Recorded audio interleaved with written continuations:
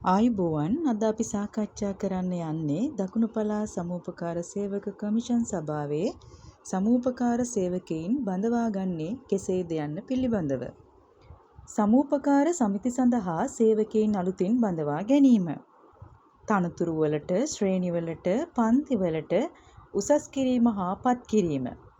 මෙහිදී කොමිෂන් සභා පනත හා ඊට අනුබද්ධ සමූපකාර සේවක ආයතන සංග්‍රහයේ පවතින විධිවිධාන හා වරින් වර සිදු කරනු ලබන සංශෝධනයන්ට යටත්ව සමිතිය විසින් කළ යුතුය. පත් කිරීමක් හෝ උසස් කිරීමක් හෝ කළ හැක්කේ අනුමත සේවක සංඛ්‍යාවේ එනම් පිරිස් බල තක්සේරුවේ තනතුරකට පමණි. පිරිස් බල තක්සේරුව අනුමත කිරීම සමූපකාර සංවර්ධන කොමසාරිස්ගේ කාර්යභාරයකි. සමිතියේ පුරප්පාඩු තනතුරු හඳුනාගත යුතුය. පුරප්පාඩු ප්‍රසිද්ධ කිරීම, තේරීම් මණ්ඩලයක් පත් කිරීම යනාදී කාර්යයන් සිදු කිරීම තුළින් අලුත් සේවකයන් සමූපකාර ශේෂ්ත්‍රයට බඳවා ගැනීම සිදුවේ. මෙහිදී තේරීම් මණ්ඩලයේ සංයුතිය මේ ආකාරයෙන් විස්තර කළ හැකිය. සමිතියේ සාමාන්‍ය අධිකාරී තනතුර ඇතුළු අධීක්ෂණ සේවා තනතුරු සඳහා පහත සඳහන් සමාජිකයින් ඇතුළත් කරගත යුතුය.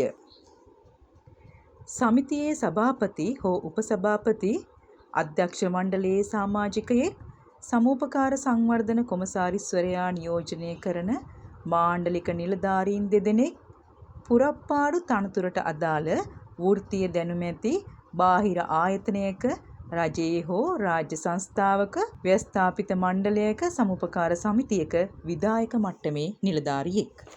මෙහෙයුම් ශ්‍රේණි සහ සහාය ශ්‍රේණි වලට තෝරා ගැනීම සඳහා වන තේරීම් මණ්ඩලයේ සංයුතිය. සමිතියේ සභාපති හෝ උපසභාපති, සමිතියේ ප්‍රධාන විධායක නිලධාරියෙකු, සමූපකාර සංවර්ධන කොමසාරිස්වරයාගේ නියෝජිතයෙකු. ස්ථිර පත්වීමක් සඳහා කොමිෂන් සභාවේ පූර්ව අනුමැතිය ලබාගත යුතුය. ඒ සඳහා පහත ලියකියවිලි ලේඛනගත තැපෑලෙන් සමූපකාර සේවක කමිෂන් සභාව වෙත එවිය යුතුය.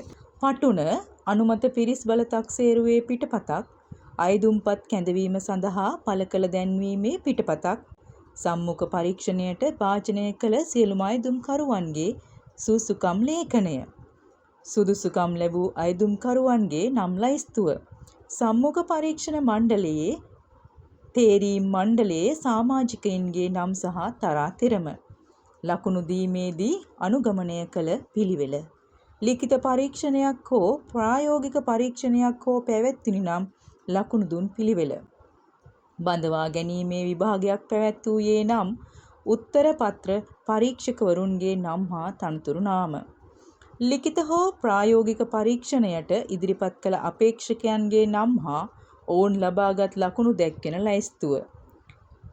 එමෙන්ම ලිඛිත ප්‍රායෝගික පරීක්ෂණයේදී ලබාගත් අවසාන ලකුණු ලැයිස්තුව සහ ලද සියලුම අයදුම්පත්.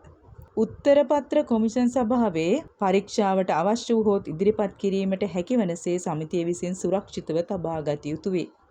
සම්මුඛ පරීක්ෂණ මණ්ඩලයේ නිර්දේශය කාරක සභා තීරණයේ උද්ෘතයක්.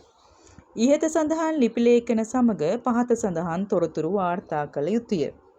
පුරප්පාඩු ඇති වූ ආකාරය, අනුමත පිරිස් බල තක්සේරුවේ පිටපතක්, අයදුම්කරුවන්ගේ සේවා පළපුරුද්ද සනාථ කිරීම, අධ්‍යාපන සහතික සනාථ කිරීම.